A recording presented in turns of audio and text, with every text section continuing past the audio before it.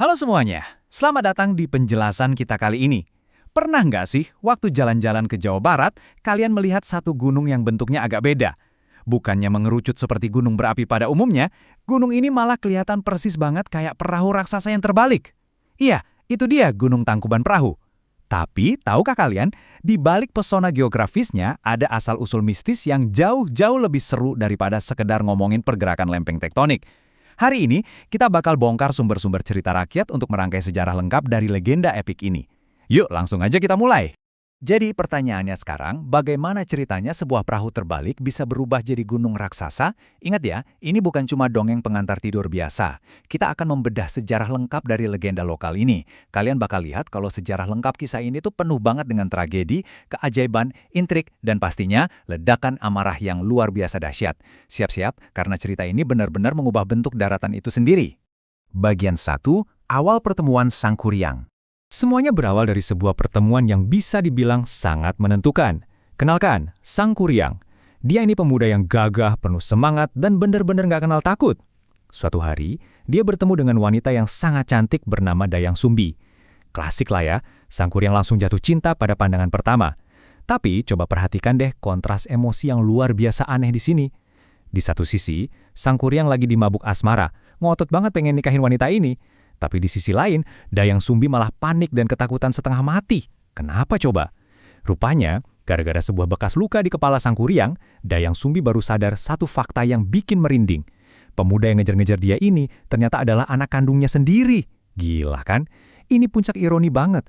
Sangkuriang mati-matian mengejar wanita yang tanpa dia sadari adalah ibunya. Sebuah tabu yang jelas-jelas nggak boleh dilanggar. Lanjut ke bagian 2, syarat pernikahan yang mustahil. Nah, Dayang Sumbi jelas ketakutan dong. Dia tahu dia nggak bisa asal nolak lamaran putranya yang keras kepala ini.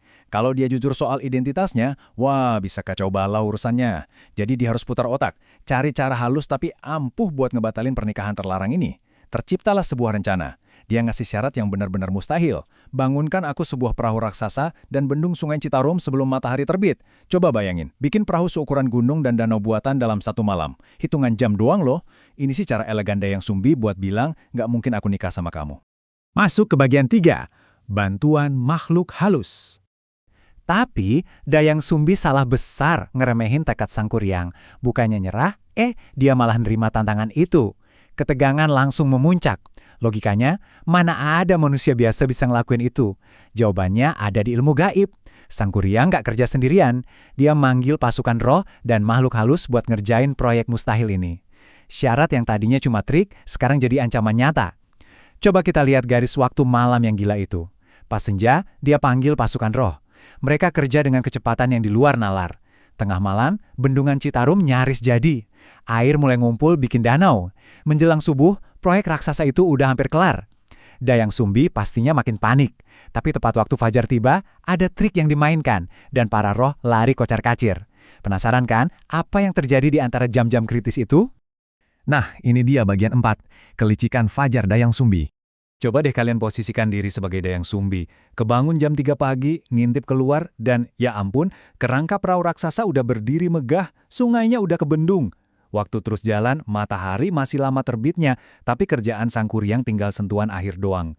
Dalam kepanikan absolut itu, insting bertahan hidupnya langsung bekerja. Dia tahu dia nggak bakal menang adu kekuatan supranatural, jadi dia mutusin buat nipu waktu itu sendiri. Brilian banget. Gini caranya. Pertama, dia bangunin semua warga desa yang lagi enak-enak tidur. Kedua, dia bikin suasana fajar palsu. Ibu-ibu disuruh numbuk padi di lesung rame-rame. Sebuah aktivitas yang biasanya cuma ada di pagi hari. Terus dia bentangin kain sutra merah di ufuk timur buat mancing ayam jago berkokok. Ketiga, nah ini efek psikologisnya. Para makhluk halus itu kan takut banget sama sinar matahari. Begitu dengar suara orang numbuk padi, dengar ayam berkokok, dan lihat rona merah di langit, mereka tertipu mentah-mentah. Disangkanya matahari beneran udah terbit. Langsung deh mereka lari terbirit-birit ninggalin proyek yang belum 100% selesai. Dan tibalah kita di bagian 5, terciptanya Gunung Tangkuban Perahu. Pasukan roh menghilang seketika, kesunyian menyelimuti fajar yang sesungguhnya. Dan di sanalah Sangkuriang berdiri. Dia lihat ke timur, dan dia baru sadar kalau matahari yang asli belum terbit, cahaya merah tadi cuma tipuan. Dia udah dicurangi. Kemenangan yang udah di depan mata, cinta yang dia perjuangkan mati-matian dengan mengerahkan segala kekuatan supranatural, lenyap gitu aja cuma beberapa detik sebelum garis akhir. Emosinya benar-benar meledak di titik ini. Rasa frustrasi, patah hati, dan amarah bercampur jadi satu. Dalam sepersekian detik kemarahan buta yang mengubah sejarah daratan itu, Sang Kuryang berbalik badan menghadap perahu raksasa yang hampir jadi. Dengan segenap sisa tenaga dan amarahnya, dia tendang lambung perahu itu sekuat tenaga. Tendangannya saking dahsyatnya, perahu kayu yang masif itu terbang ke udara, terbalik, dan jatuh menghantam bumi dengan suara gemuruh yang bikin langit dan tanah bergetar. Dan teman-teman, inilah klimaks dari sejarah lengkap yang ngebentuk realitas alam kita hari ini. Perahu raksasa yang ditendang Sang Kuryang itu membeku jadi batu dan tanah, membentuk apa yang sekarang kita kenal sebagai Gunung Tangkuban Perahu. Terus, gimana dengan bendungan yang nggak selesai tadi? Air yang telanjur menggenang itu dipercaya berubah menjadi Danau Bandung Purba, atau dalam beberapa versi lain disebut sebagai asal mula Situ Patenggang. Keren banget kan gimana cerita rakyat ngasih penjelasan epik buat bentang alam yang kita lihat membelah cakrawala? Pas kita merenungkan lagi cerita dari sumber ini, ada satu pertanyaan filosofis yang muncul. Jangan-jangan bumi ini masih menyimpan sisa-sisa amarah dari patah hatinya Sang Kuryang?